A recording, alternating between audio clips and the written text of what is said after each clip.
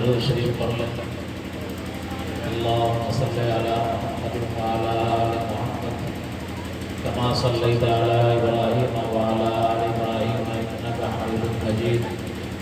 اللهم بارك على محمد وعلى آل محمد كما باركت على إبراهيم وعلى آل إبراهيم إنك حميد مجيد۔ رات کا تیسرا پہر چل رہا ہے۔ عام طور پر ہمارے اور آپ کے یہاں مجلس کے اندر جو نشاط رہتا ہے 12 بجے سے پہلے رہتا ہے، اور جیسے ہی گھڑی کا 12 بجتا ہے تو سامعین کا بھی 12 بج جاتا ہے۔ لیکن الحمدللہ آپ کے جلسے کی انفرادیت یہ ہے، اور اس اعتبار سے تاریخی پروگرام ہے یہ، کہ ابھی ایسا لگتا ہے کہ آپ لوگ مجلس میں بیٹھے ہوئے آدھا گھنٹہ یا 9 گھنٹہ یا 1 گھنٹہ ہی ہوا ہے، حالانکہ تقریباً 4 سے 5 گھنٹہ گزر گیا ہے۔ آپ کے چہرے پر نشاط ہے، تر و تازگی ہے، اور یہ ایمان کی علامت ہے، دین سے محبت کی پہچان ہے، اور اپنے پیارے آقا جناب نبی کریم صلی اللہ علیہ وسلم کے مبارک نام اور ان کے عنوان سے یہ مجلس ہے، تو آپ سے عقیدت و محبت کا تقاضا ہی یہی ہے کہ جتنی دیر تک نبی کریم صلی اللہ علیہ وسلم کا چرچا ہوتا رہے، آپ کی سیرت کو بیان کیا جاتا رہے، آپ کا تذکرہ کیا جاتا رہے، ایک مرد مومن آگاہ ہو کر، خبردار ہو کر، ہوش و حواس کے ساتھ اس چرچے کو، اس ذکر خیر کو سنتا رہے۔ اللہ تبارک و تعالی ہم سب کے کہنے کو اور آپ حضرات کے سننے کو قبول فرمائے، ہمارے اور آپ کے لیے ذخیرہ آخرت ہو جائے۔ کئی علماء کرام بطور خاص مولانا ناصر الاسلام صاحب کافی عمدہ انداز میں انہوں نے آپ حضرات کو نصیحتیں کی، اولاد کی تعلیم و تربیت کے حوالے سے۔ آپ کے بیچ ابھی شاعر اسلام کافی سنہرے انداز میں اور دل چھو لینے والے ترنم کے ساتھ بارگاہ رسالت مآب صلی اللہ علیہ وسلم میں نذرانہ عقیدت پیش کر رہے تھے، اور ان کی آواز کو سن کر ہی میں آپ کے بیچ نشاط کے ساتھ میں بھی حاضر ہو گیا۔ اللہ تعالیٰ ان کو اور ترقی عطا فرمائے، اور ان کے تمام شاعری پڑھنے کو، نعت منقبت پڑھنے کو قبول فرمائے۔ آپ حضرات نے بڑی محنت سے یہ پروگرام سجایا ہے، بطور خاص اس گاؤں کے جو نوجوان لڑکے ہیں، ہمارے بزرگ ہیں، ہماری ماں اور بہنیں ہیں، اور ان سب کی سرپرستی کرنے والے آپ کی مسجد کے امام صاحب عزیزی مولانا عطا الرحمن صاحب مظاہری، انہوں نے بڑی غریزی جانفشانی کے ساتھ علماء کرام کو مدعو کیا، آپ کے بیچ بلایا، آپ حضرات نے بھرپور تعاون کیا۔ اللہ تبارک و تعالیٰ آپ تمام لوگوں کی خدمات کو قبول فرمائے۔ یہ سب دین سے محبت کی بات ہے، دین سے عقیدت کی بات ہے، اور اپنے امام صاحب کی عظمت اگر دل میں ہوتی ہے، ایک مشہور محاورہ ہے کہ مانو تو دیو نہیں تو پتھر، تو امام صاحب کو آپ نے امام مانا ہے، دل سے مانا ہے۔ انہوں نے آپ سے کہا ہوگا، آپ لوگوں نے درخواست کیا ہوگا، انہوں نے سرپرستی کی ہوگی، آپ حضرات نے ان سے قدم ملایا ہوگا، کانٹے سے کانٹا ملایا ہوگا، وہ جو کہیں ہوں کہ آپ نے سنا ہوگا، مشورہ مانا ہوگا، تب تو اتنا شاندار پروگرام آپ کی بستی میں تاریخی پروگرام ہوا۔ اللہ تبارک و تعالیٰ ان کی خدمات کو قبول فرمائے، اور آپ حضرات جس عظمت کے ساتھ، محبت کے ساتھ ان کی ضیافت یہاں فرما رہے ہیں، ان کی قدر کر رہے ہیں، ان کی عزت افزائی کر رہے ہیں، اللہ تبارک و تعالیٰ آپ حضرات کو بھی جزائے خیر عطا فرمائے، اور دن دگنی رات چوگنی ترقی عطا فرمائے۔ یہ تو مختصر سی کچھ باتیں تھیں، میں اب اصل موضوع کی طرف آتا ہوں۔ زیادہ دیر ہم بات نہیں کریں گے، مختصر گفتگو ہوگی ہماری، انشاءاللہ پھر دعا ہو جائے گی۔ یہ 12 ربیع الاول ہے آج، بلکہ 12 ربیع الاول کا دن گزر گیا، 13 کی رات شروع ہوئی۔ اردو تاریخ میں رات پہلے اور دن بعد میں۔ چاند طلوع ہوتا ہے، چاند جب نکلتا ہے تو کہتے ہیں کہ شوال کا چاند نکل آیا، یعنی جس وقت چاند نکلا اسی وقت سے تاریخ شروع ہو جاتی ہے۔ تو اردو تاریخ کا آغاز مغرب سے متصل ہوتا ہے۔ تو آج گویا کہ 13 تاریخ کی رات چل رہی ہے، 12 ربیع الاول کا دن گزر چکا ہے۔ نبی کریم صلی اللہ علیہ وسلم کی پیدائش، آپ کا دنیا کے اندر آنا دنیا کا سب سے عظیم انقلاب ہے۔ ایسا انقلاب دنیا میں نہ کبھی آیا اور نہ قیامت تک آئے۔ آپ کی ولادت باسعادت کے بارے میں تحقیقی بات یہ ہے کہ آپ کی ولادت باسعادت 9 ربیع الاول کو ہوئی، اور وفات کے بارے میں زیادہ تحقیقی روایت یہ ہے کہ آپ صلی اللہ علیہ وسلم کی وفات 12 ربیع الاول کو ہوئی۔ اور عوام میں جو مشہور ہے وہ یہ ہے کہ 12 ربیع الاول کو ولادت بھی ہے اور 12 ربیع الاول کو وفات بھی ہے، یہ زیادہ مشہور ہے عوام میں۔ آپ سے میں پوچھوں، میں مذاکرہ کر رہا ہوں، بیان نہیں کر رہا ہوں، بیان ہو چکا ہے آپ کے یہاں۔ آپ سے میں پوچھوں کہ آج تاریخ تو آپ جانتے ہیں کہ 12 ربیع الاول 13 شروع ہے، سن کون سا ہے ہجری؟ بتائیے ہجری سن کون سا ہے؟ بولیے 1447، صحیح بول رہے ہیں۔ ہجری کیلنڈر جو ہمارا ہے، اسلامی کیلنڈر، وہ 1447 چل رہا ہے۔ اب جوڑیے 1447 ہجری کیلنڈر ہوا ہمارا، اور ہجری کیلنڈر کا آغاز نبی کریم صلی اللہ علیہ وسلم کی ہجرت سے ہوا ہے۔ اور آپ سے میں پوچھوں کہ نبی اکرم صلی اللہ علیہ وسلم نے کتنے سال میں ہجرت کیا ہے؟ بولیے، آپ کی عمر کیا تھی؟ ہجرت کے وقت آپ کی عمر 53 سال تھی۔ 40 سال کی عمر میں نبوت ملی، 13 سال مکہ مکرمہ میں رہے، 53 سال کی عمر ہوئی تو آپ نے ہجرت کی، 10 سال مدینہ منورہ میں رہے، 63 سال کی عمر میں اللہ نے آپ کو اپنے پاس بلا لیا ہے نا۔ یہ غلط نہ بول رہے ہیں؟ تو مکہ میں کتنے دن؟ 53 سال۔ ہجری تاریخ کا آغاز کب سے ہوا؟ جس دن آپ نے مکہ سے ہجرت کیا ہے مدینہ۔ کون سا سال چل رہا ہے؟ 1447۔ گویا کہ مکہ سے مدینہ جائے ہوئے آپ کو 1447 سال ہوا۔ اب اس میں جوڑ دیجیے 53 سال مکہ کا، تو 47 میں 53 پلس کیجیے، کتنا ہوا؟ 47 پلس 53 کتنا ہوا؟ 100 مکمل ہوا۔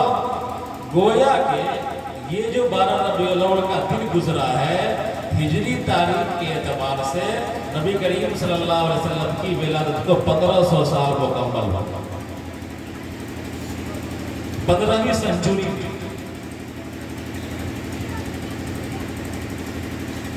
چونکہ ہم اور آپ ہجری کیلنڈر کو برتتے نہیں ہیں، ہجری کیلنڈر ہم کو یاد نہیں رہتا، انگریزی کیلنڈر تو ہم کو خوب یاد رہتا ہے۔ اگر ہجری کیلنڈر ہم کو یاد رہتا تو آج یہ ہم 15ویں سنچری نبی کریم صلی اللہ علیہ وسلم کی ولادت باسعادت کی منا رہے ہوتے، اور آپ صلی اللہ علیہ وسلم کی سیرت کو عام کر رہے ہوتے، پھیلا رہے ہوتے، اور ہم کو یہ یاد رہتا کہ آج ہمارے نبی کو دنیا میں آئے ہوئے 1500 سال مکمل ہوئے۔ کتنے بڑے بڑے پروگرام ہوتے۔ یہ ہے اپنی تہذیب، اپنی کلچر سے کنارہ کشی کا نتیجہ۔ ہم نے اپنے کیلنڈر کو چھوڑا ہے، نتیجے میں ہم کو کچھ یاد نہیں رہا، اور دوسروں نے اپنے کیلنڈر کو پہچان لیا ہے، اپنا لیا ہے، تو دوسروں کو ہر چیز جو نہیں بھی ہے اس کو ہے بنا کر کے مارکیٹ میں ایسا ٹھیک دیتا ہے آپ کے موبائل پر کہ آپ اسی جھوٹ کو سچ سمجھتے ہیں اور ہمارا جو سچ ہے وہ دنیا کی نظروں سے اوجھل ہو جائے گا۔ بہرحال اپنے تشخص کو پہچاننے، اپنی تہذیب کو پہچاننے کی ضرورت ہے۔ میں تو ایک سمجھانے کے لیے بول دیا ہوں، ذہن کھولنے کے لیے۔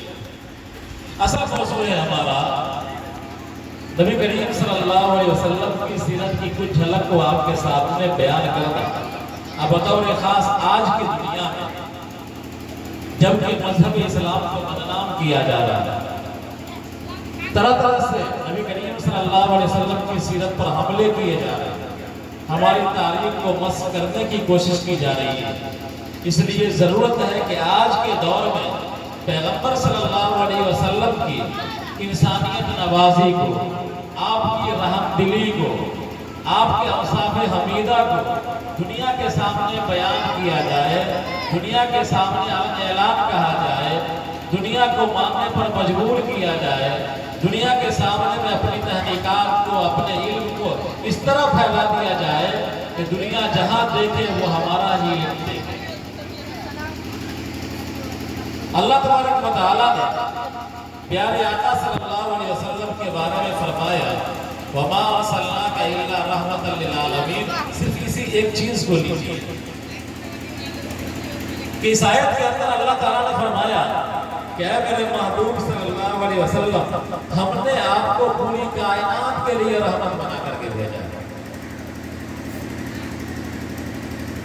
یعنی ہمارے نبی صلی اللہ علیہ وسلم جن کے صدقے میں اللہ نے اس کائنات کو بنایا،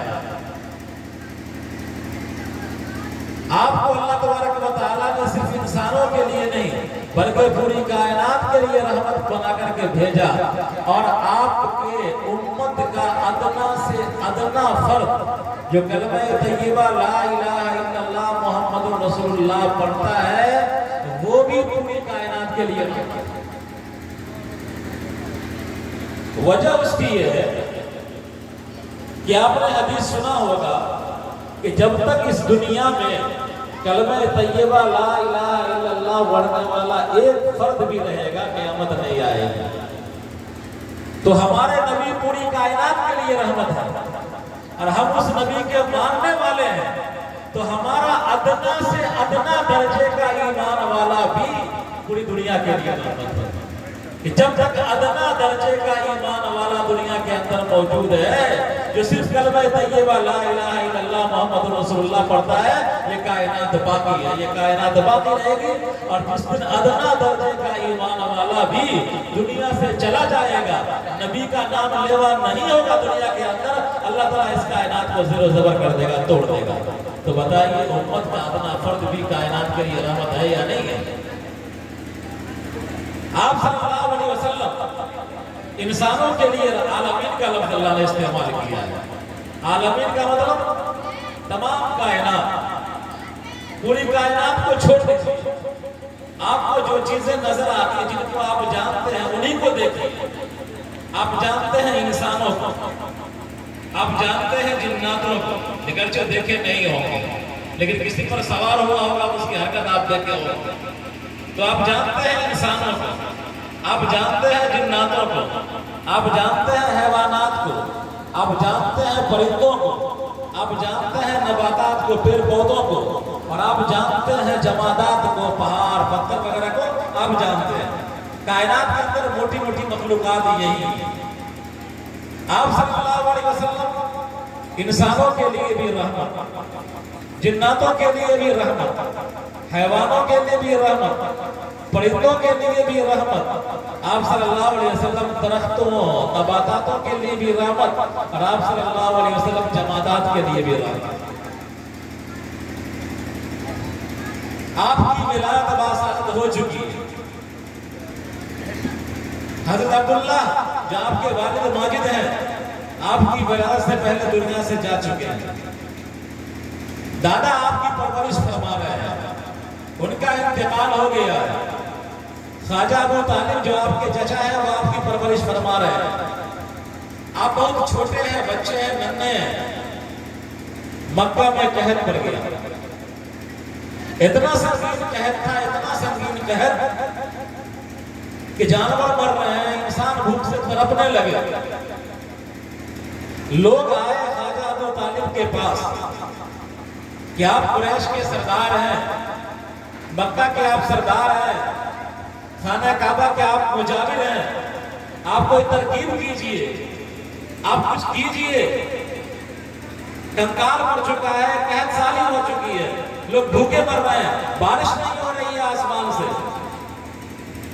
خواجہ ابو طالب کے بارے میں تاریخ میں ابن عساکر نے لکھا ہے کہ خواجہ ابو طالب اپنے گھر سے نکلے، ایک چھوٹے سے بچے کو ساتھ میں لیا اور لے کر کے آئے خانہ کعبہ کے پاس۔ خانہ کعبہ کی دیوار سے اس چھوٹے بچے کے پیٹھ کو ملا دیا، خانہ کعبہ کی دیوار سے اس ننھے منھے بچے کے پیٹھ کو سٹا دیا، اور سٹانے کے بعد دعا کیا کہ اے اللہ اس بچے کے طفیل میں بارش برسا دے۔ مورخین نے لکھا ہے کہ اس بچے کے پیٹھ خانہ کعبہ کی دیوار سے ہٹی بھی نہیں تھی کہ آسمان جو بالکل صاف تھا، اچانک ابر کا ٹکڑا نمودار ہوا اور اتنی بارش ہوئی کہ پورا مکہ جل تھل ہو گیا۔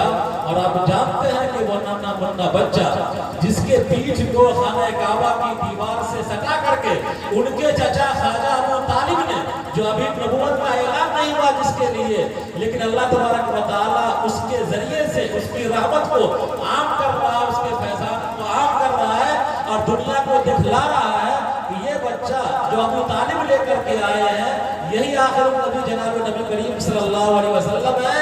اور یہ اتنا بابرکت ہے کہ ابھی نبوت کا اعلان بھی نہیں ہوا، 6-7 سال کی عمر ہے، اور اس کے طفیل میں ان کے چچا بارش مانگ رہے ہیں، اور اللہ تبارک و تعالیٰ بارش برسا رہا ہے، اور دنیا دیکھ رہی ہے اس کے چشم کرم کا نظارہ، دنیا دیکھ رہی ہے اس کے رحمت کا نظارہ۔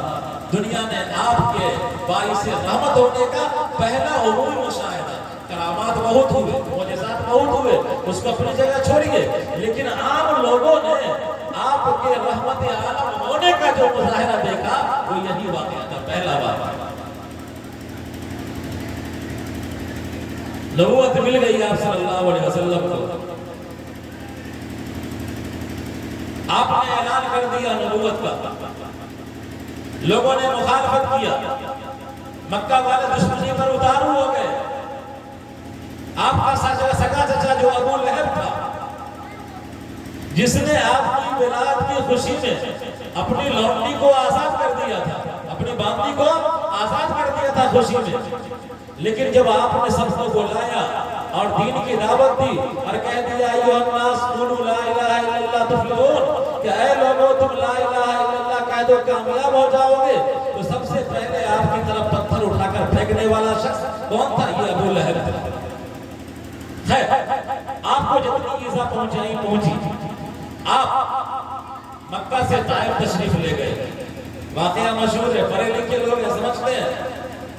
طائف میں گنڈوں نے، اوباشوں نے، کمینوں نے، رذیلوں نے، جو دنیا میں وقت کے نبی پر ظلم کرتا ہے وہ دنیا کا بدترین انسان ہوتا ہے۔ جو نبی پر حملہ کر دے یا نبی جس کو قتل کر دے وہ دنیا کا بدترین مجرم، سرا ہوا مجرم۔ تو یہ طائف کے سرے ہوئے لوگ، اوباش اور کمینے لوگ نبی کریم صلی اللہ علیہ وسلم کو لہو لہان کر دیتے ہیں، پتھر مارتے ہیں، دھمکیاں کستے ہیں، گالیاں دیتے ہیں، اور چہرے کا خون رشتے رشتے جوتے میں آ کر کے جم گیا ہے۔ بعد میں جاتے ہیں پناہ لینے کے لیے، وہاں بھی گنڈے پہنچ جاتے ہیں، کمینے پہنچ جاتے ہیں۔ اس موقع پر اللہ تبارک و تعالیٰ ملک الجبال کو بھیجتا ہے، پہاڑ کے فرشتوں کو بھیجتا ہے، اور پہاڑ کے یہ فرشتے آ کر عرض کرتے ہیں یا رسول اللہ صلی اللہ علیہ وسلم آپ ہم کو اجازت دیں اور آپ ہم سے یہ کہہ دیں کہ ہم ان سے انتقام لے لیں، اللہ کی طرف سے ہم بھیجے گئے ہیں تو میں طائف کے دونوں وادی کو ٹکرا دوں، پہاڑ کے دونوں حصوں کو ملا دوں، اور یہ لوگ دونوں چکی کے پاٹ میں پس جائیں، پہاڑوں کے بیچ پس کر کے آٹا بن جائیں اور پتہ بھی نہ چلے ان کے وجود کا۔ آپ صلی اللہ علیہ وسلم کہتے ہیں اے ملک الجبال، اے پہاڑوں کے فرشتے، میں اس کام کے لیے نہیں بھیجا گیا ہوں، گرچہ یہ لوگ مجھے نہیں پہچانتے ہیں، لیکن ہو سکتا ہے اللہ تعالیٰ ان کی نسلوں سے ایسے لوگوں کو پیدا کرے جو میرے دین کے نام لیوا ہوں، میرے نام لیوا ہوں، اللہ کو ماننے والا ہوں، خدا کی وحدانیت کے قائل ہوں۔ آپ نے ان طائف والوں کے لیے نہ بد دعا کیا، نہ آپ نے ان سے کوئی انتقام لیا۔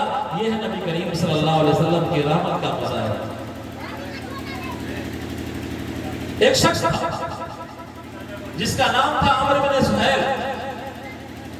یہ شخص بڑا خطیب تھا اپنے زمانے کا، اور نبی کریم صلی اللہ علیہ وسلم کو یہ اشعار کے ذریعے سے، اپنی تقریر کے ذریعے سے گالیاں دیتا تھا۔ ایک جنگ کے موقع پر گرفتار ہو کر کے آ گیا ہے۔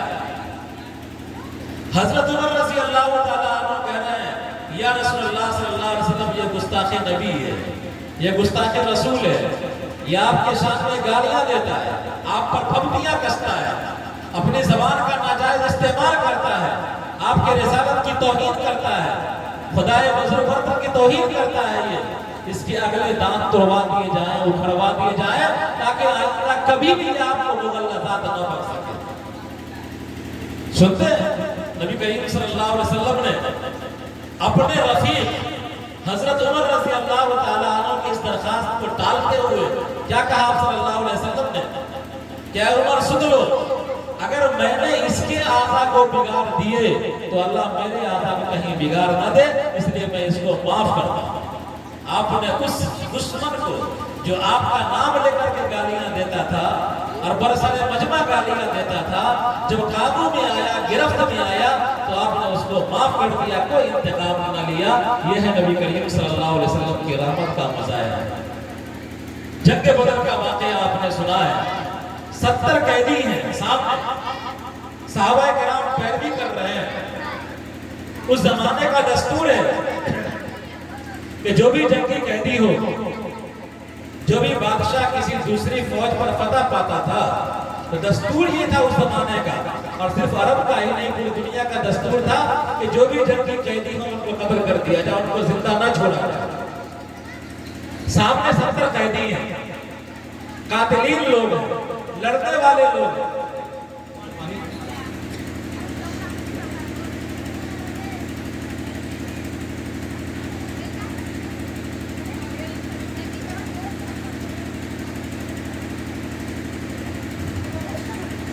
سامنے 70 قیدی ہیں، مجرم لوگ ہیں۔ دستور یہ کہہ رہا ہے، زمانے کا قانون یہ کہہ رہا ہے کہ تمام لوگوں کو قتل کر دیا جائے۔ صحابہ کرام میں سے بعض کی خواہش بھی یہ ہے کہ سب کو قتل کر دیا جائے، لیکن آپ صلی اللہ علیہ وسلم دھیرے دھیرے یکے بعد دیگرے کسی سے فدیہ لے کر کسی کو بغیر فدیے کے کسی کو کہہ دیا کہ 10 بچے کو پڑھا دو، تم آزاد کر دو یا جاؤ گے۔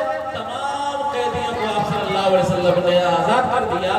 یہ ہے نبی کریم صلی اللہ علیہ وسلم کا برتاؤ اپنے جانی دشمنوں سے، اپنی قوم کے جانی دشمنوں سے۔ یہ ہے نبی کریم صلی اللہ علیہ وسلم کی صفت کا مظاہرہ۔ مکہ والوں نے آپ کو گھر سے نکال دیا، مکہ چھوڑنے پر مجبور کر دیا، ہجرت کر کے آپ مدینہ چلے گئے۔ لیکن جب مکہ فتح ہوا، جس مکہ سے آپ کو نکالا گیا، جس بستی سے آپ کو نکالا گیا، جس شہر سے صحابہ کو نکالا گیا، اسی شہر میں چند سالوں کے بعد جب فاتحانہ داخل ہوتے ہیں، تمام مجرمین سامنے ہیں۔ وہ تمام لوگ ہیں جو جنگ بدر کی آگ کو بھڑکایا ہے، جنگ احد کی آگ کو بھڑکایا ہے، غزوہ خندق کی آگ کو بھڑکایا ہے، طرح طرح سے پریشان کیا ہے صحابہ کرام کو اور مسلمانوں کو پریشان کیا ہے۔ نبی کو چین سے نہیں رہنے دیا ہے، صحابہ کو چین سے نہیں رہنے دیا ہے۔ تمام مجرمین سامنے ہیں، سب کی حالت خراب ہو رہی ہے کہ پتہ نہیں کیا فرمان ہوگا، کیا فرمان ہوگا۔ آپ صلی اللہ علیہ وسلم مکہ تشریف لاتے ہیں، سارے لوگ سہمے ہوئے ہیں، ڈرے ہوئے ہیں، لیکن آپ صلی اللہ علیہ وسلم نے اس دن یہ اعلان فرمایا۔ بعض صحابی یہ کہہ رہے ہیں، سعد بن عبادہ بڑے صحابی ہیں، وہ یہ کہہ رہے ہیں کہ الیوم یوم القتال، فتح مکہ دن کیا کہہ رہے ہیں؟ الیوم یوم القتال، کہ آج قتال کا دن ہے، آج جنگ کا دن ہے، آج انتقام کا دن ہے، آج ہم 8-9 سالوں کا انتقام لیں گے مکہ والوں سے، آج ہم فاتح ہیں، یہ مفتوح ہیں، اور آج ہم کو حق ہے کہ ہم جتنا چاہیں ان کی خون ریزی کریں، آج قتال کا دن ہے۔ بعض صحابی یہ کہتے ہیں کہ خانہ کعبہ کے اندر قتل کرنے کی اجازت نہیں ہے، مسجد حرام میں کسی کو مارا نہیں جا سکتا ہے۔ بعض صحابی مارے خوشی سے یہ کہہ رہے ہیں کہ آج خانہ کعبہ کی حرمت کو حلال کر دیا جائے گا، یعنی آج مکہ کے اندر خون ریزی ہو جائے گی، مسلمان جس کا چاہیں گے خون بہائیں گے، یہ کہہ رہے ہیں کون؟ بات صحابی۔ لیکن آپ صلی اللہ علیہ وسلم کی زبان مبارک حرکت میں آئی اور آپ نے کہا الیوم یوم القتال نہیں، آج قتال کا دن نہیں ہے، بلکہ الیوم یوم الرحمہ، آج رحمت کا دن ہے، قتال کا دن نہیں ہے بلکہ آج رحمت کا دن ہے۔ اور تمام مجرمین جو سامنے تھے، ابو سفیان تھے، بڑے بڑے لوگ تھے، تمام مجرمین تھے جو جنگ کے اندر حصہ لیے تھے، تمام لوگوں کے بارے میں فرمایا کہ تم پر کوئی داروگیر نہیں، کوئی گرفت نہیں، تم سب کے سب آزاد ہو، کسی کو غلام نہیں بنایا جائے گا، کسی کو باقی نہیں بنایا جائے گا، کسی کے مال پر حملہ نہیں کیا جائے گا، کسی کی عزت پر حملہ نہیں کیا جائے گا، کسی کی جان پر حملہ نہیں کیا جائے گا۔ یا تسریب علیکم الیوم انتم طلقاء، آج تم سب کے سب آزاد ہو۔ یہ نبی کریم صلی اللہ علیہ وسلم کی رحمت کا مظاہرہ تھا۔